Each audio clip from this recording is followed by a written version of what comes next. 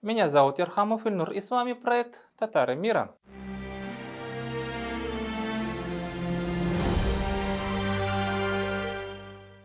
Город как явление считается важным достижением любого народа. Город– это концентрация культурных, интеллектуальных, материальных, в общем, цивилизационных достижений любого народа.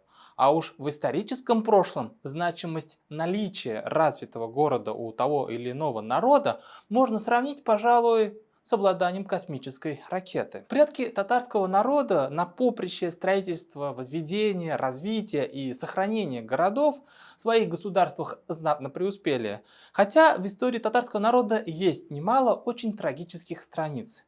Первое, что приходит на ум, это разрушение города Булгар войсками Тамерлана в конце XIV века и взятие Казани Иваном Грозным в 1552 году. Понимая историческую важность обладания тем или иным городом, башкирские историки на поприще мифологизации в придумывании своего города, к нашему сожалению, изрядно постарались. Грезы о некоем граде Башкорт на территории современной Уфы не дает покоя башкирским сказочникам, пожалуй, вот уже несколько десятков лет.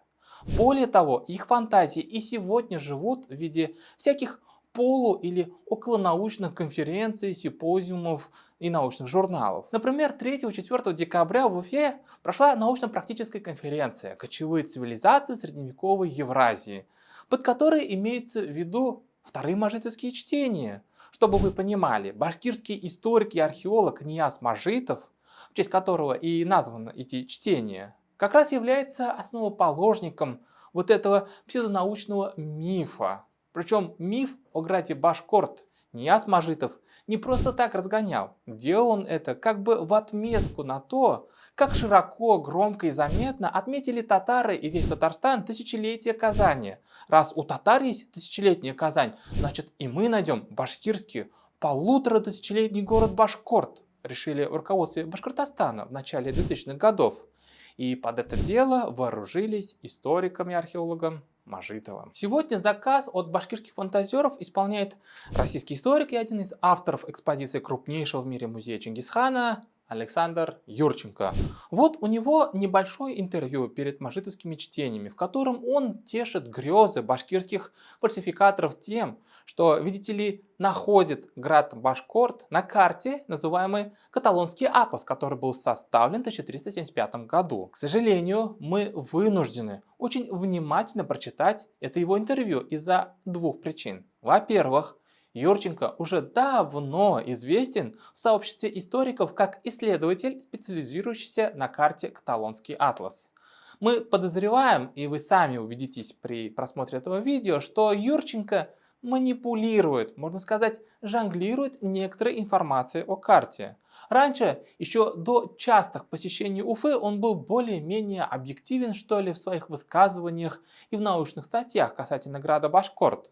Но, видимо, из-за понравившихся Александру Юрченко застольев с башкирскими псевдоисториками, сам начал дрейфовать в их сторону сочинительства и мифотворчества. Во-вторых, карту «Каталонский атлас» мы сами можем найти в интернете и внимательно ее разглядеть. Поэтому для нас важно зафиксировать, чего такого напридумал Александр Юрченко, рассказывая о граде Башкорт, чего ни я, ни вы, уважаемые зрители, сами собственными глазами на карте не увидите. На месте слияния рек Белой и Уфы стоял город.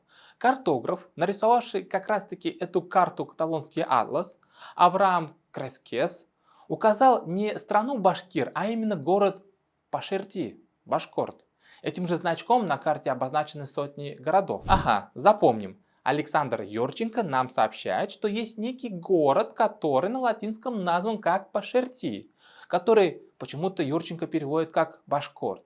Хотя вы сами на слух можете видеть, какая фонетическая пропасть между словом Пашерти и Башкорт. И Юрченко вещает, что город находится на месте слияния рек Белой и Уфы. Запомним это. Город Башкорт можно рассматривать как торговую факторию, максимально приближенную к зоне обмена мехов на серебро. Аналогичным образом в Золотой Орде функционировали торговые фактории генуэзцев и венецианцев в Крыму и на Дону. Другими словами, Юрченко нам обещает, что при археологических раскопках на остатках этого города мы должны обнаружить следы регулярного пребывания в граде Башкорт, почти что, наверное, генуэзцев каких-нибудь или венецианцев. Видите ли, по словам историка, Башкорт мыслится как ведущий город в торговле мехами из Югры. Запомним это. И вот еще один прелюбопытнейший пассаж историка Юрченко. По словам Александра Юрченко, имеются и другие источники, требующие внимания башкирских историков. Например, есть испанский трактат XIV века, созданный по мотивам средневековых карт. Его автор является современником создателя каталонского атласа. Город Башкорт включен в систему мировых торговых коммуникаций. У города есть название, над ним флаг с гербом Золотой Орды. Возможно, в испанском трактате XIV века о городе Башкорт и о торговом пути в Югру есть дополнительная информация, необходимо проверять. Исследователь добавляет, что карту мира обязательно привезет, а также подскажет, как можно приобрести файлы с оригинала, чтобы сделать факсимиле, чтобы потом с опорой на эту карту можно было создать композицию в рамках Евразийского музея кочевых цивилизаций. Тут Александр Юрченко нам сообщает, что информация о городе Башкорт в средневековых картах подтверждается неким испанским трактатом XIV века, который создан по мотивам средневековых карт. Ну, то есть прям какой-то замкнутый круг получается. Мы получаем подтверждающую информацию из карт, ссылкой на этот трактат, который черпает информацию из тех же самых карт. Обратите внимание, что Юрченко говорит о наличии информации о граде Башкорт в этом трактате осторожно, начиная свое заявление словом «возможно», а заканчивая высказывание словом «необходимо проверять». Но уже в следующих предложениях историк себя чувствует уверенно, потому что, видимо, запахло обещанными гонорарами и зарплаты за участие в подготовке Евразийского музея кочевых цивилизаций. И Александр Юрченко расписывается в своей полной готовности найти что угодно в этом самом испанском трактате о граде Башкорт. Вы только посмотрите на эти слова, обязательно привезет, а также подскажет. Ну что же, давайте начнем с самой карты «Каталонский атлас». Сами взглянем на него. Итак, в целом, каталонский атлас выглядит так. Да, эта карта составная, она состоит из 8 частей. Для своего времени, то есть для 1375 года, эта карта считается вершиной каталонской школы картографии. Подготовлена карта в Пальма-де-Майорка евреем Авраамом Крескесом, сыном Ягуды Крескесом, по заказу арагонского короля Хуана I. Как дар французскому королю, карта издавна хранится в Париже. Интересующая нас область карты, где изображен город Пашерти, находится вот здесь. Верхний край справа. Приближаем нужную нам область карты. Она выглядит так. Область с упоминанием града Пашерти здесь.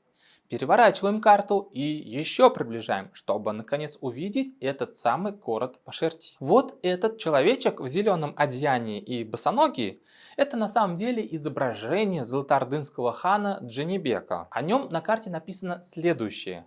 Государь этой северной земли, царство которого простирается от области Булгария до города Органцио, государя зовут Ямбек, повелитель Сарры. Речь о Джанибеке, хане Золотой Орды 1342 по 1357 год. Сарра – это Сарай, столица Орды на дельте Волги. Арганцию – это Ургенч, сейчас город в Узбекистане. А вот и сам городок, который записан на карте как Пашерти. Обратите внимание, что города вокруг хана Джанибека изображены в виде крепостей. И у каждого города есть древко, на котором флаг с царской тамгой. Даже соседние городу Пашерти, города Джонан и Сибур имеют флаги с золотоордынской тамгой.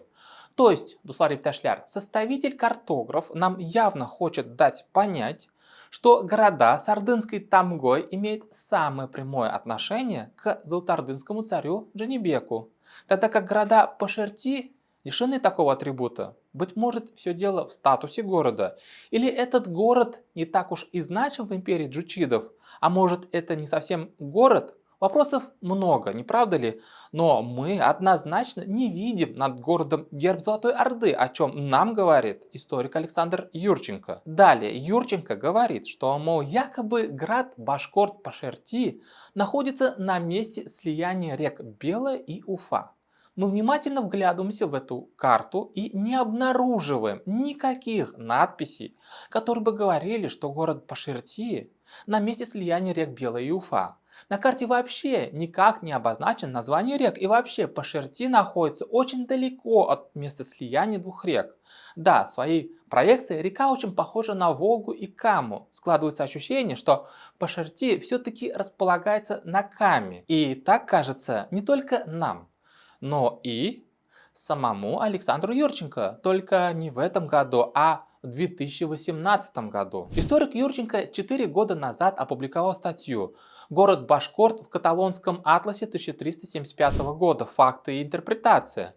В сборнике статей «Древние и средневековые общества Евразии. Перекресток культур».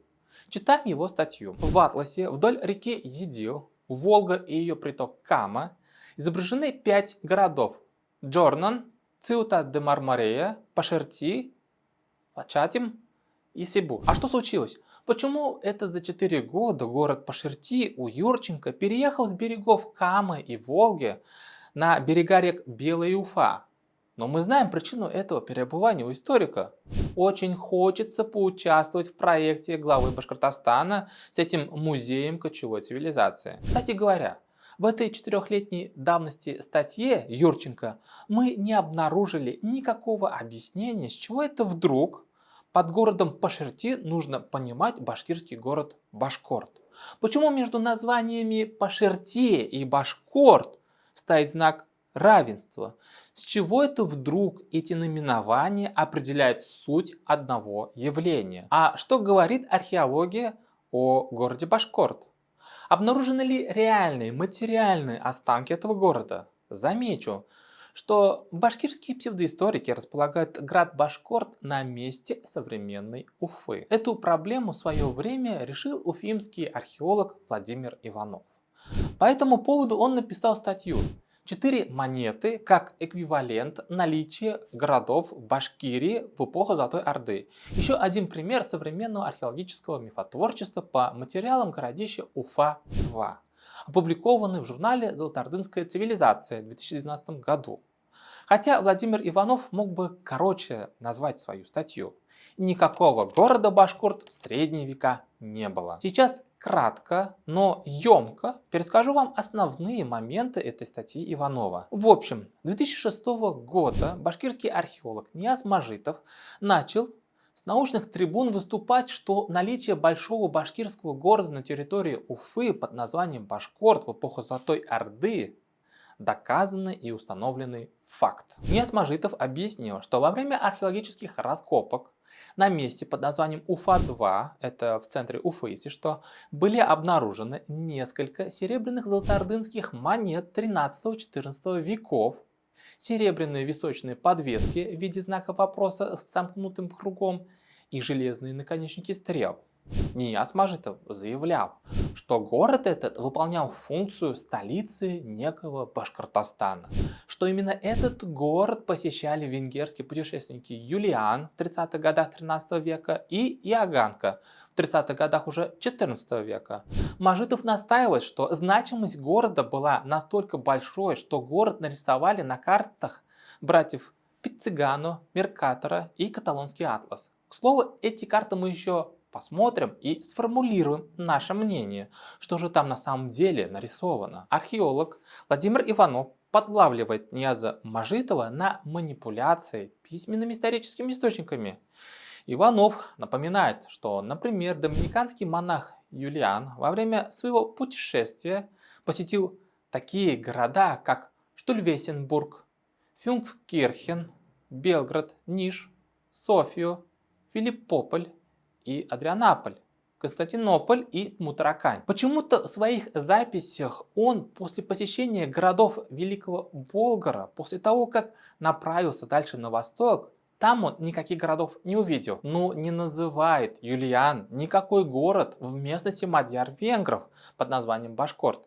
Да даже Пашерти, Паскарти и так далее не фигурирует у него в записях. Монах-путешественник и францисканец Вильгельм де Рубрук, съездивший в 1253 году в Монголию, тоже ни о каком городе Башкорт не сообщает и не пишет.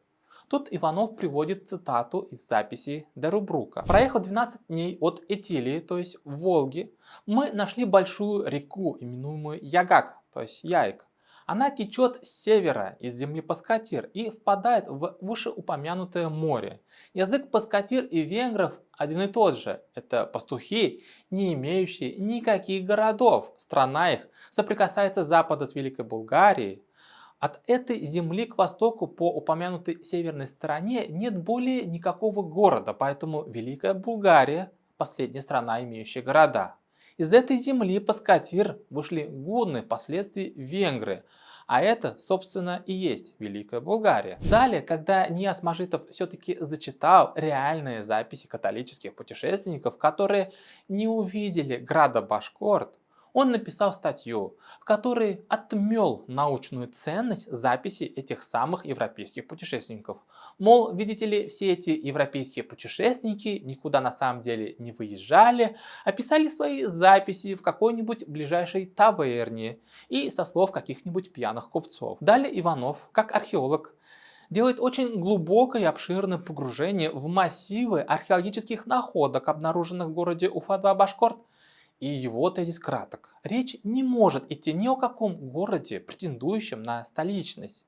С археологической точки зрения речь на самом деле идет об одноплощадочном городище поселений. Допустим, что городок Паскерти на карте братьев Пиццигани и может отождествляться с городищем Уфа-2 или любым другим из более 20 чаликских поселений, известных сейчас на широкой территории от Урала до Восточного Закамья.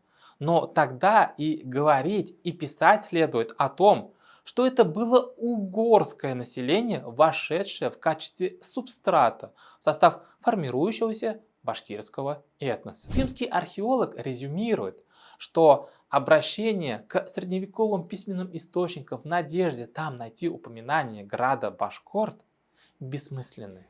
Если анализировать археологический материал с раскопок так называемого города Башкорт-Уфа-2, то они указывают, что эта местность наиболее интенсивно населенным пунктом была где-то в 500-х годах нашей эры. Это местечко представляло собой ординарное городище людей, которых археологи относят к бахмутинской культуре, и которые более-менее были еще оседлыми. В 7-9 веках на месте Башкорт-Уфа-2 все еще было поселение в виде небольшого городища археологической культуры людей, которых еще называют кушнаренковцами или караякуповцами. А их археологи, а также историки относят вообще к древним угро-мадьярам. И они вели уже полукочевой образ жизни, и их угро-мадьярскую культуру и язык как раз доказывают. Об этом свидетельствуют записи средневековых европейских монахов-путешественников Юлиана, де Рубрука и Яганка. А что же касается периода Золотой Орды, то опять-таки, судя по археологическому материалу, в это время городище Уфа-2 представляло собой какое-то заурядное поселение, скорее всего сезонное, типа кишлака, местных чаликских племен или, в лучшем случае, ставку какого-нибудь ордынского сборщика ясака. Таким образом, нравится или нет Мажитову и его компании, Вильгельм де Рубрук в своей книге «Путешествие в восточные страны», писавший о том, что Великая Булгария – последняя страна, имеющая город, знал, о чем писал. Итак, мы разобрались с манипуляциями карты «Каталонский атлас» историком Александром Юрченко. Мы ознакомились с убедительными археологическими и источниковедческими доводами уфимского археолога Владимира Иванова, что никакого города Башкорт в Золотой Орде не было. Тогда перед нами встает вопрос, отчего же европейские картографы рисовали некий город Пашерти-Паскарти? И можно ли по расположению этого города на древних картах определить, что речь идет о башкирском городе Башкорт. Итак, давайте взглянем на карту братьев Франциска и Доминика Пиццигани, составленную в 1367-1373 годах. Крупным планом карта Пиццигани выглядит так. Да, сущий кошмар, конечно. Как тут можно что-то разглядеть? Но сейчас мы покажем ровно ту область, которая нам необходима. Вот этот город, который называется Паскари. Не Башкорт и не Пашерти, а Паскари. И судя по виду нарисованной реки, перед нами река Итиль-Волга и втекающая в нее Кама, уходящая строго на север. Но никак не река Белая или Уфа. Ладно, давайте теперь взглянем на карту Меркатора, составленную в 1569 году. Общий план у карты вот такой. Давайте теперь приблизим интересующую нас область. Как видите на карте нарисована некая область под названием Пашерти. Но обратите внимание, что эта местность рядом с Пермью, на реке Вичора, то есть река Печора, что крайне сильно на севере находится, даже нынешних границ Пермского края. То есть это уже республика Коми. Или вот, например, карта Вильяма Блау, составленная в 16 веке. Вот ее общий план. А вот интересующая нас область. Как видите, местечко Пашерти все так же находится на берегу реки Вечора-Печора, на севере Уральских гор, недалеко от места под названием Великая Пермь. В общем, друзья мои, поиск конкретного места того или иного города исторического прошлого Волга-Уралья на западноевропейских картах занятие крайне неблагодарное и рискованное. Точности в этих картах нет никакой. Наши северо-восточные холодные территории особой ценности для европейских купцов не представляли.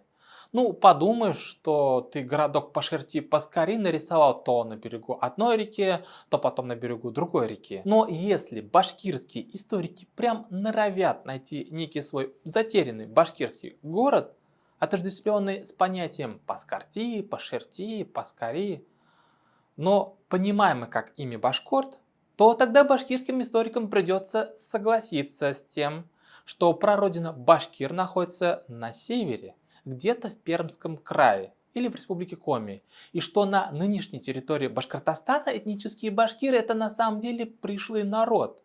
Кстати, если вы смотрели наши предыдущие видео, то мы не раз поднимали тему о теории северного происхождения башкир. Вместе с этим не стоит забывать историю такого историко-культурного образования, как Магна Хунгария, то есть Великая Венгрия, следы которых зафиксировали европейские монахи-путешественники. Опять же, башкирский город Башкорт на месте современной Уфы идет мимо кассы, как говорится. Надеюсь, многие наши зрители досмотрели наше видео до этого места. Я хотел бы чуть-чуть подробнее проговорить причину, почему мы очень внимательно отнеслись к историческому мифу о граде Башкорт и всем этим псевдоисторическим фантазийным пляскам башкирских историков на этот счет. Миф о городе Башкорт на самом деле является очень ярким и болезненным проявлением башкирского национализма, который, к нашему большому сожалению, направлен в первую очередь против татар, к попыткам их ассимиляции с использованием административного ресурса в Республике Башкортостан. Замысел творцов мифа о городе Башкорт – это провозгласить, что в Башкортостане проживает только одна титульная и республикообразующая нация, то есть башкиры. Башкирские псевдоисторики заняты работой по созданию более глобального мифа. Мол, на месте Башкортостана раньше был древний Башкортостан, у которого в свою очередь была древняя столица. Отсюда напрашивается вывод. Значительная татарская треть населения на территории Башкортостана сегодня – это пришлые мигранты, переселенцы, кильмешак халак, гости, кунаклар. В общем, и этой бессовестной работой башкирские историки, пристроенные в различные республиканские вузы и псевдообщественные структуры, занимаются на бюджетные деньги. То есть на деньги законопослушных татар Башкортостана, которые исправно платят все нужные налоги. Отсюда вопрос. Справедливо ли за счет татар Башкортостана заниматься псевдонаучными изысканиями и сочинять мифы, например, как о граде Башкорт? Мне кажется, тут ответ очевиден. Однозначно нет.